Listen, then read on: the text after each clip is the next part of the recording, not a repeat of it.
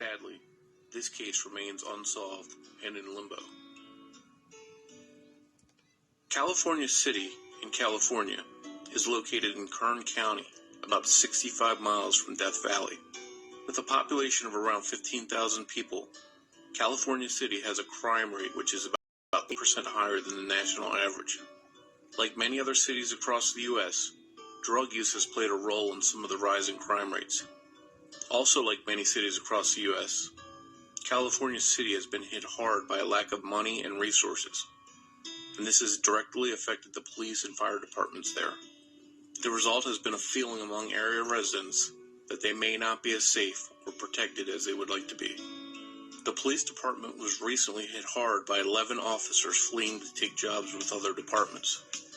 Things were so dire that unless a local tax known as Measure C wasn't passed, the police department would have dropped down to consisting of the police chief and 3 other officers. That's 4 officers to protect a city of 15,000 people 24/7, and to patrol the streets and investigate crimes. This has been the situation in recent years in the city. This is certainly not the best environment to investigate a murder. In fact, the California City Chief of Police was asked by a news reporter in June of 2018 if the city would become the Wild Wild West if Measure C wasn't approved. And his response was, quote, "It already is." Thankfully, the measure wound up being passed a month later in July of 2018. But it remains to be seen if the extra police resources will be enough to solve one of the most tragic cases in the recent history of California City, the 2016 murder of Deverrie Schiller. 23-year-old Deverrie Schiller, who had large green eyes and a big kind smile, lived with her mom Debbie in California City. She was the kind of girl that would leave an impression on you after meeting her. Although Deverrie came and went as she wanted, she spent much of her time at home helping Debbie with various medical conditions that she suffered from. Saturday, June 25, 2016, was a very hot day in California City, with a high in the mid-90s. As time passed, and the scorching day gave way to a hot night, Deverrie was restless, and she wanted to get out of the house. She told her mom she was going to walk to a local store, and asked Debbie if she could use her truck to drive to Taco Bell when she got back. The Taco Bell was located almost 30 miles away in the town of Rosamond, but since Deverrie loved Taco Bell, she didn't mind the drive. Debbie told Deverrie that they could discuss it after she got back from the store, and Deverrie left the home headed for the store, accompanied by a male friend. This was between 9 and 10 p.m. Deverrie told her mom that she wouldn't be gone long. As she walked out the door, Debbie told her daughter that she loved her, and she had no idea at the time that she would never see her daughter alive again. As time passed, Debbie wasn't overly concerned that Deverrie hadn't returned.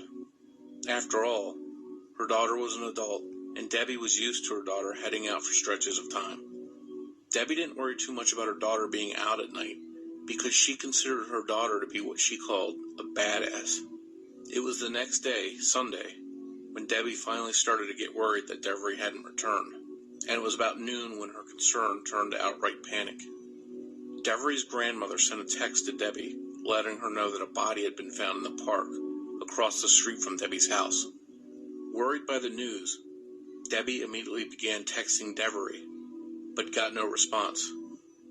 Debbie didn't want to accept that the body found in the park might be Deverie's, so she decided to drive to some of Deverie's friends' homes to see if anybody had seen her daughter. But she had no luck, and soon returned to her house. It wasn't long after arriving back home that there was a knock on her door. A knock that no parent ever wants to hear.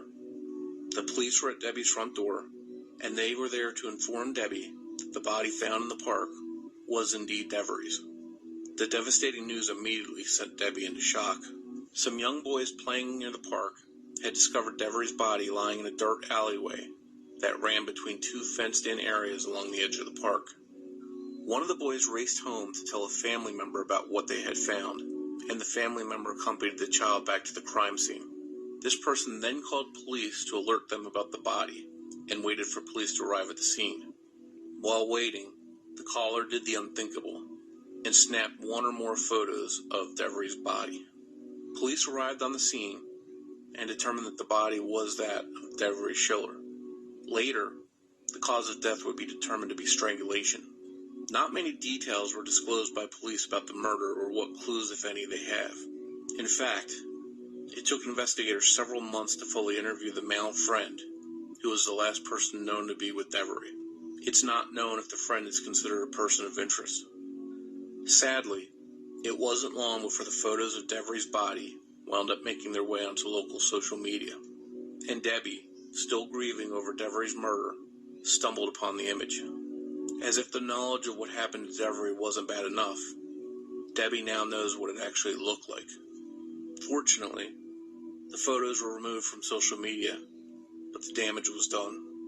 As time passed with no arrest, Debbie found herself searching for the truth behind her daughter's murder, all the while continuing to battle multiple health issues.